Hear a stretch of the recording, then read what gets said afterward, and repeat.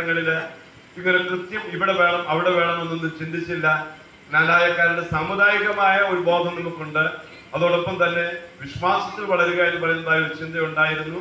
ആ ഒരു ചിന്തയുടെ പശ്ചാത്തലത്തിലാണ് ഞങ്ങളൊക്കെ വളർന്നു വന്നത്. ഏതായാലും ഇന്ന് ഒരു പ്രത്യേകമായ ഒരു ശുശ്രൂഷയിലേക്ക് ഞാൻ കടന്നു വരുമ്പോൾ ജ്ഞാനായ സുപ്രബോധത്തിൽ നിന്ന് അകന്നല്ല ഞാൻ നിൽക്കുക. ജ്ഞാനായ യാക്കോബായ സഭയുമായിട്ടും എനിക്ക് ബന്ധമുണ്ട്.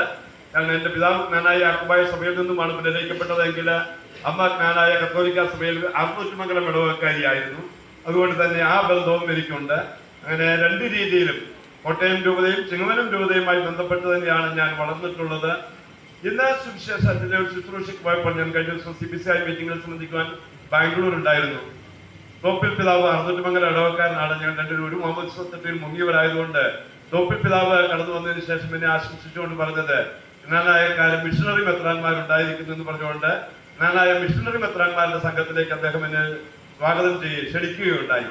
അതുകൊണ്ട് ജ്ഞാനായക്കാര് എവിടെയാണ് എന്നുള്ളതല്ല പ്രത്യേകത. ദൈവത്തിന്റെ പ്രത്യേകമായ നിയോഗത്താൽ ജ്ഞാനായ സമുദായത്തിൽപ്പെട്ടതായ ആളുകൾ കേരളത്തിൽ വരുവാനായിട്ടിടയായി. ഇവിടെയും നമ്മുടെ ഓർത്തോമാ ക്രിസ്ത്യാനികളുടെ വളർച്ചയ്ക്ക് സഹായകമായി വന്നിട്ടുള്ളതായ ഇടപെടലിന് ഒരു നിയോഗമായിരുന്നു. പ്രേക്ഷിത ഭൂമിയിലേക്ക് ചെന്നു കഴിയുമ്പോൾ മിഷൻ മേഖലയിൽ ജ്ഞാനായക്കാരുടെ വലിയ ശക്തമായ നേതൃത്വമുണ്ട്. വിരുത്തിക്കുളങ്ങര പിതാവ് ഒക്കെ പ്രവർത്തിച്ചത് ഞാനിപ്പോൾ എടുക്കുന്നതായ രൂപതയുടെ അധികാര പരിധിയിലാണ്. അവരെ കുറിച്ചൊക്കെ നമുക്ക് ധാരാളമായ നല്ല സ്മരണകളുണ്ട്. അതുകൊണ്ട് ജ്ഞാനായ സമുദായത്തിൽപ്പെട്ടതായി ഞാൻ മറ്റൊരു ചുമതലയാണ് എങ്കിൽ പോലും ഇതിന്റെ തന്നെ ഭാഗമായിട്ട് നിൽക്കുന്നു.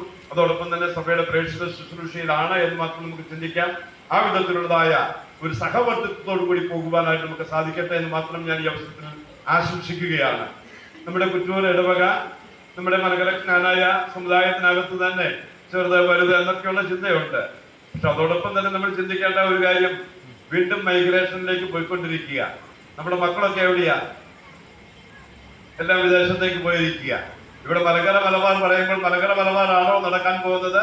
ജ്ഞാനായക്കാര് വേറൊരു ലോകത്തിലേക്കാണോ വേറൊരു രാജ്യങ്ങളിലേക്കാണോ പോകുന്നതെന്ന് ചോദിക്കുമ്പോൾ നമുക്ക് നിശ്ചയമില്ല നാളത്തെ നമ്മുടെ ഡെമോഗ്രഫി എങ്ങനെയായിരിക്കും എന്നുള്ളത്. പക്ഷെ എവിടെയായിരുന്നാലും ജ്ഞാനായ ചിന്തകൾ നമുക്കുണ്ടാവുക, അതോടൊപ്പം തന്നെ ക്രൈസ്തവ വിശ്വാസത്തിൽ അടിയുറച്ചു നിൽക്കുക, ആ ഒരു നല്ല അർത്ഥത്തിൽ തന്നെ ഇതിനെയൊക്കെ സ്വീകരിക്കുവാനായിട്ട് ആ വിശ്വാസത്തിന്റെയും സാമുദായികമായ ചിന്തയുടെയും ഒക്കെ പിൻബലത്തിൽ നമുക്ക് സന്തോഷത്തോടു കൂടി ജീവിക്കുവാനായിട്ട് നമുക്ക് ഇടയാകട്ടെ എന്ന് മാത്രം ഞാൻ ആശംസിക്കുകയാണ്. നമ്മുടെ കൂട്ടായ്മ കൂടുതൽ സജീവമാകുവാനായിട്ട് കൂട്ടായ്മയിലൂടെ വലിയ പ്രേക്ഷിത ശുശ്രൂഷകൾ നടക്കുന്നതിൽ ദൈവത്തെ മഹത്വപ്പെടുത്താം. നിങ്ങൾ ഇന്നിവിടെ തന്നതായ വലിയ സ്വീകരണത്തിന് പ്രത്യേകമായി നന്ദി കരയറ്റുന്നു. നിങ്ങൾ എനിക്ക് വേണ്ടി പ്രാർത്ഥിക്കുമെന്ന് പറഞ്ഞ വാക്കുകൾക്ക് ഞാൻ കൂടുതൽ പ്രാധാന്യം നൽകുകയാണ്. കാരണം ഞാൻ ഈ അടുത്ത കാലത്ത് എല്ലാവരോടും പറയുന്നത് വർക്ക് ഫ്രം ഹോം എന്ന ഒരു പ്രയോഗമാണ് നമുക്ക് കോവിഡിന് ശേഷമുള്ളത്. അർത്ഥം എന്താണ്? വീട്ടിലിരുന്ന് ജോലി ചെയ്യുക. നിങ്ങളതിൽ കടക്കിലേക്ക് വിളിച്ചാൽ നിങ്ങളാരും വരാൻ പോകുന്നില്ല. അവിടെ വന്ന് നിങ്ങൾക്ക് ഒരു ജോലിയും ചെയ്യാൻ പറ്റത്തില്ല. പക്ഷെ നിങ്ങൾക്ക് ചെയ്യാൻ പറ്റുന്ന ഒരു ജോലിയുണ്ട്. എന്താണ്? നമ്മുടെ കുടുംബങ്ങളിലിരുന്ന് നമ്മുടെ ഇടവകയിലിരുന്ന് എനിക്ക് വേണ്ടി പ്രാർത്ഥിക്കാൻ സാധിക്കുമല്ലോ ഇല്ലയോ? ആ പ്രാർത്ഥന കൊണ്ട് എനിക്കുണ്ടാകാൻ പോകുന്നത് ദൈവത്തിന്റെ കൃപ എനിക്ക് ലഭിക്കും, ദൈവത്തിന്റെ അനുഗ്രഹം ലഭിക്കും. ദൈവത്തിന്റെ കൃപ എന്നോട് കൂടെ ഉണ്ട് എങ്കിൽ, ആ കൃപയിലാണ് ഞാൻ ജീവിക്കുന്നതെങ്കിൽ ദൈവം വലിയ കാര്യങ്ങൾ പ്രവർത്തിക്കും. അത് എന്റെ പ്രവർത്തനമല്ല, ദൈവത്തിന്റെ മഹത്വം നമുക്ക് കാണുവാനായിട്ട് സാധിക്കും. അതുകൊണ്ട് ഈ സാമുദായികമായ നമ്മുടെ ബന്ധം എന്ന് പറയുന്നത്, ഈ കൂട്ടായ്മയുടേതായ ബന്ധം എന്ന് പറയുന്നത് പ്രാർത്ഥനയിലൂടെ ബലപ്പെടുത്തുന്ന ഒരു നല്ല ബന്ധമായിട്ട് തുടരുവാനായിട്ട് സാധിക്കട്ടെ. ഞാൻ ഇവിടെ നിന്ന് മാറിപ്പോയി എങ്കിൽ പോലും ഈ കുറ്റൂര ആളുകളുമായി ബന്ധപ്പെട്ട് ഇവിടുത്തെ കൂട്ടായ്മയുമായി ബന്ധപ്പെട്ടതായ സ്നേഹ സൗഹൃദ ബന്ധമൊക്കെ ഈ കാലഘട്ടങ്ങളിൽ ഉണ്ടായിരുന്നു. ഇവിടെ ഉണ്ടായിരുന്ന വൈദികരും സിസ്റ്റേഴ്സും ഒക്കെ എന്നെ അറിയുകയും അല്ലെങ്കിൽ ആ ഒരു സ്നേഹ സൗഹൃദത്തിൽ തുടരുകയും ചെയ്യാൻ സാധിച്ചു. അതുകൊണ്ട് ഇതൊന്നും അകലമല്ല. ശരിയാണല്ലോ?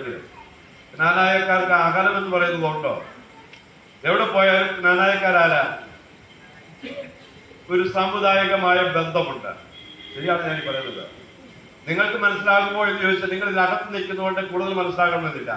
ഞങ്ങൾക്ക് ജ്ഞാനായക്കാരെ എവിടെയെങ്കിലും ഒറ്റപ്പെട്ട് നിൽക്കുന്നവർ ഒരുമിച്ച് കൂടുമ്പോഴോ ഈ കൂട്ടായ്മ വരും. ഞാൻ കോനായി പഠിച്ചുകൊണ്ടിരിക്കുമ്പോൾ ഇവിടെ ചെറുപ്പുറത്തച്ഛനൊക്കെ അവിടെ വിദ്യാർത്ഥിയായിട്ടുണ്ടായിരുന്നു. ചെറുപ്പുറത്തച്ഛന്റെ നേതൃത്വത്തിൽ ഞങ്ങൾ 3-4 ജ്ഞാനായക്കാരെ ഉള്ളെങ്കിലും ഒരുമിച്ച് കൂടുമായിരുന്നു. ഞങ്ങളെ കളിയാക്കുന്നവരോടൊക്കെ ശുദ്ധ മറുപടി പറയുവാനായിട്ടൊക്കെയുള്ള ബലം തന്നത് ഈ സമുദായമാണ്. താരം കെട്ടികളെന്നൊക്കെ വിളിക്കുന്ന അവസരത്തിൽ ഞാൻ അവരോട് പറയും, താരം കെട്ടാൻ ധൈര്യമുള്ളവരാ ഞങ്ങള്. പൂർവികരെ സ്മരിക്കുന്നവരായതുകൊണ്ട്, പൂർവികരെ ഓർത്തുകൊണ്ട് അവരുടെ സ്മരണയ്ക്ക് ചാരം വെട്ടി പോയവരാണ്. നിങ്ങൾ എന്തിനാ ഞങ്ങളെ കളിയാക്കുന്നതെന്ന് ചോദിച്ച് അവരോട് 2 പറഞ്ഞേ പോയിട്ടുള്ളൂ. കാരണം എന്താ? ഈ സാമുദായിക ബലമാണ്. ഞാൻ കല്ലിശ്ശേരിയിൽ വികാരിയായിരുന്നപ്പോൾ എനിക്കൊരു ട്രാൻസ്ഫർ തന്ന അവസരത്തില് കുതിരവട്ടത്ത് ഞങ്ങളുടെ രച്ചായൻ ഉണ്ടായിരുന്നു, മദ്രാസിലെ അപ്പച്ചൻ ഞങ്ങൾ വിളിക്കുക. നേരെ തിമോത്തിയോസ് സിഗ്മന്റിന്റെ അടുക്കിലേക്ക് പോയിട്ട് പറഞ്ഞത്, മത്തായിച്ചിനെ മാറ്റരുത്, കാരണം ഞാനൊരു ജ്ഞാനായക്കാരനാണ്, ജ്ഞാനായക്കാരൻ അധിവസിക്കുന്നതായ കല്ലിശ്ശേരിയില് ഒരു ജ്ഞാനായക്കാരൻ ഉണ്ടായിരിക്കുന്നത് നല്ലതാണ് എന്ന് പറഞ്ഞുകൊണ്ട് പറഞ്ഞ വാക്കുകൾ ഞാൻ ഓർക്കുകയാണ്. കാരണം അതിനകത്തൊക്കെ അതിൻ്റെതായ സവിശേഷതകളുണ്ട്. അതുകൊണ്ട് തന്നെ ഞാൻ ഈ അതിനകത്ത് വേറൊരു രീതിയിൽ പോകുവാനല്ല, നമ്മുടെ സമുദായത്തിൻ്റെതായ സവിശേഷതകൾ നമ്മൾ പ്രയോജനപ്പെടുത്തുക, അതോടൊപ്പം തന്നെ ദൈവത്തിന്റെ നിയോഗത്തെ കുറിച്ച് ചിന്തിച്ച് അതനുസരിച്ച് മുന്നോട്ട് പോകുവാനായിട്ട് സാധിക്കട്ടെ. നമ്മുടെ സഭയുടെ കൂട്ടായ്മകൾ കൂടുതൽ സജീവമാകുവാനായിട്ട്, നമ്മുടെ സമുദായത്തിൻ്റെതായ ശുശ്രൂഷകൾ കൂടുതൽ മനോഹരമായ രീതിയിൽ മുന്നോട്ട് കൊണ്ടുപോകുവാനായിട്ട് ദൈവം നമ്മെ കൂടുതലായിട്ട് സഹായിക്കട്ടെ എന്ന് മാത്രം ഈ അവസരത്തിൽ പ്രത്യേകമായിട്ട് ആശംസിക്കുകയാണ്. നിങ്ങൾക്ക് തിരുനാളിന്റെ മംഗളങ്ങൾ ഒരിക്കൽ കൂടി ആശംസിക്കുന്നു. എല്ലാവരും കുട്ടികളൊക്കെ എന്നെ കേട്ടിട്ടുണ്ടല്ലോ, ഞാൻ പറഞ്ഞത് ബാക്കി കാര്യം മനസ്സിലായില്ലെങ്കിൽ ഒരു കാര്യം മനസ്സിലായിട്ടുണ്ടല്ലോ, വർക്ക് ഫ്രം ഹോം, അത് മനസ്സിലായിട്ടുണ്ടല്ലോ. എന്ന് പറഞ്ഞാൽ അർത്ഥം എന്താ? എനിക്ക് വേണ്ടി നിങ്ങൾ വീട്ടിലിരുന്ന് പ്രാർത്ഥിക്കുന്ന ജോലി ചെയ്യണം. എന്ത് ജോലി ചെയ്യാൻ പോകുന്നത്? കൊച്ചുത്രേസ്യ പള്ളിവലി ലിസ്യുവിലിരുന്ന് നടത്തിയ ഒരു പ്രാർത്ഥനയാണ് സുവിശേഷ പ്രഘോഷണവുമായി ബന്ധപ്പെട്ട് സഭ അനുസ്മരിക്കുക. ഒരിടത്തും പോയി സുവിശേഷം പ്രസംഗിച്ചില്ല. എന്താ കൊച്ചുത്രേസ്യ പള്ളിവലി ചെയ്ത പ്രവർത്തനം? ആ മഠത്തിന്റെ അകത്ത് ഒരു കൊച്ചുമുറിയിൽ ഇരുന്ന് പ്രാർത്ഥിച്ചു. ആ കൊച്ചുത്രേസ്യ പള്ളിവലിയാണ് സുവിശേഷ പ്രഘോഷണത്തിന്റെ മധ്യസ്ഥയായിട്ട് സഭ ഉയർത്തിവെക്കുക.